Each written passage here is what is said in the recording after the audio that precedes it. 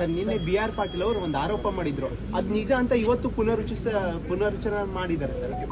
ಸತ್ಯ ಅಂತ ನಾನು ಯಾವ ಕಾರಣಕ್ಕೂ ಒಪ್ಪುದಿಲ್ಲ. ಅವರ ಮಾತನಾಡಿದ್ದಾರೆ ಸರ್ ಆಡಿಯೋದಲ್ಲಿ. ಅವರು ಮಾತಾಡೋದು ಏನು ಮಾತಾಡಿದ್ದಾರೋ ಅನ್ನೋದು ನನಗಿನ್ನ ಅರ್ಥ ಆಗಿಲ್ಲ.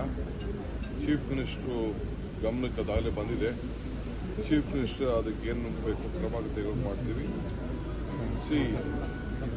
ಟ್ರಾನ್ಸ್ಪರೆಂಟ್ ಆಗಿ ನಡೆಯುವಂಥ ಸಂದರ್ಭದಲ್ಲಿ ಒಬ್ಬ ಫಲಾನುಭವಿ ಎಲ್ಲಿ ಯಾರು ದುಡ್ಡು ಕೊಡೋಕ್ಕೆ ಸಾಧ್ಯ?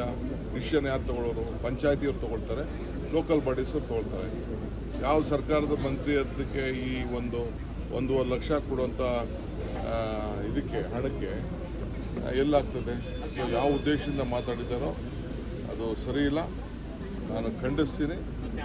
ನಾನು ಚೀಫ್ ಮಿನಿಸ್ಟರ್ ಇಬ್ಬರು ಕೂಡ ಬೇರೆ ಎಲ್ಲ ಕೂಡ ನಾವು ಅವ್ರಿಗೆ ಹೇಳ್ತೀವಿ, ಇದು ಯಾವ ಅರ್ಥದಲ್ಲಿ ನೀವು ಹೇಳಿದಿರೋ ಸರಿ ಇಲ್ಲ.